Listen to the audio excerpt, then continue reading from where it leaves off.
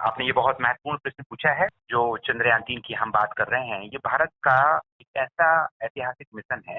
हम अभी तो इस रॉकेट जीएसएलवी मार्क 3 जिसे एलएमवी-3 भी कहा जा रहा है, जिसके सबसे ऊपरी जो भाग पे रख के ये चंद्रयान-3 जा रहा है। इसको लगभग अभी 1 महीने लगेगा और जब ये अगस्त के महीने में जब उतरेगा चाँद के दक्षिणी ध्रुव पर और हम सफलता के साथ हमारा परचम लहराएँगे, तो हम पूरे विश्व में चौथे राष्ट्र होंगे, बिल्कुल। जो सॉफ्ट लैंडिंग करके अपने लैंडर को सक्सेसफुल उतारेंगे और फिर उसके अंदर एक छोटा सा रोवर है, फिर बाहर आएगा। वो लगभग 14 दिन उसका वहाँ कार्यकाल निर्मित है और ये सब कर पाना, ये टेक्नोलॉजी को दुनिया के सामने डिमॉन्स्ट्रेट करना, ये बहुत बड़ी छलांग है हमारे अंतरिक्ष कार्यक्रम के लिए। वाकई बहुत बड़ी घटना है और हम सभी गौरवान्वित हैं। इस पल के साक्षी बनने के लिए हम पूरी प्रतीक्षा कर रहे हैं।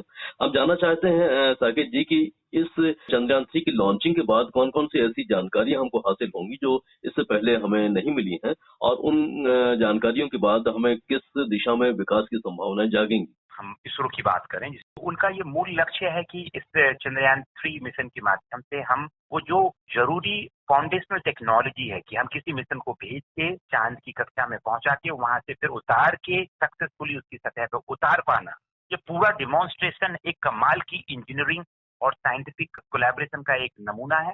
ये सब चीजें हम एग्जीक्यूट कर पाते हैं सफलता के साथ, तो हम पूरे विश्व के सामने चांद तक पहुंचने की जो एक टेक्नोलॉजी का विकास क्रम है वो रख पाएंगे। इसमें कुछ वैज्ञानिक उपकरण हैं जो लैंडर्स में लगे हैं।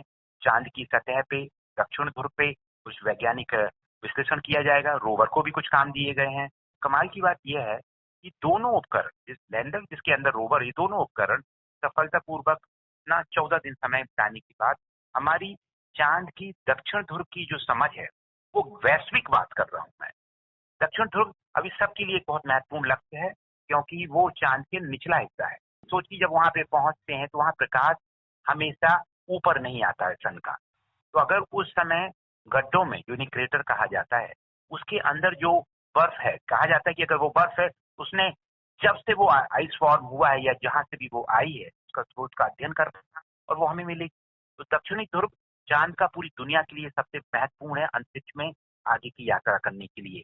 तो रीजनल साइंस सेंटर ने 14 जुलाई को कौन-कौन सी व्यवस्थाएं की हैं ताकि इस नज़ारे को हमारे जो विजिटर्स हैं वो देख सकें? बिल्कुल। अब जैसे आप आकाशवाणी वाली परिवार से हम जुड़े हैं आपके बहाने और प्रसार भारती, दूरदर्शन। बचपन में तो व्यक्तिगत भी अनुभव बताऊंगा कि मैं जब स्कूल में था तब से मैं दूरदर्शन पे हम इस तरीके के कार्यक्रमों का सीधा प्रसारण देखते आ रहे हैं। हमें प्रभावित करते हैं, रेडियो पे सुनते हैं। तो जब ये लॉन्च होगा उस समय भी हम हमारे ऑडिटोरियम में इसका सीधा प्रसारण भी करेंगे। तो जो भी हमसे जुड़ना चाहे और जो भी पब्लिक आना चाहे उन्हें भी दिखाया जाएगा। और इसके साथ ही साथ सबसे खास बात, एक छोटा सा हमने मॉडल बनाया है चंद्रयान-3 का। अच्छा। उस मॉडल के साथ उसकी विशिष्टताओं के बारे में हम वहाँ पे जानकारी भी मुहैया करा रहे हैं ताकि विज्ञान केंद्र जो भी आए वो करीब से समझ सके कि आखिर ये चंद्रयान-3 है क्या, किस तरीके के ये दिखता है, उसके पीछे की विज्ञान क्या है, कौन सा रॉकेट इसको लेके जाने वाला है और ये क्यों इतना महत्वपूर्ण है हमारे इस अंतरिक्ष कार्य। जब ये उतर रहा होगा तब भी हम बड़े कार्यक्रम करेंगे क्योंकि वो ऐतिहासिक क्षण होगा पूरी दुनिया में, भारत के लिए। जब चांद की सतह पे हम उतर रहे होंगे, जिसे यूरेका मोमेंट कह सकते हैं, अपोलो अभियान के बाद से जो नासा ने किया था 1969 में। सही बात है। तो बहुत महत्वपूर्ण जानकारी साकेत जी आपने हम तक साझा की है और उम्मीद करते हैं कि चंद्रयान-3 अपने मकसद में सफल होगा और वैज्ञानिक इस उपलब्धि पर गर्व करेंगे। बातचीत के लिए आपका तहे दिल से शुक्रिया। बहुत बहुत धन्यवाद। और आपकी श्रोताओं को एक बार मैं ये कहना चाहूंगा कि बिल्कुल मौका ना गवाएं, इसका सीधा प्रसारण भी जरूर देखें।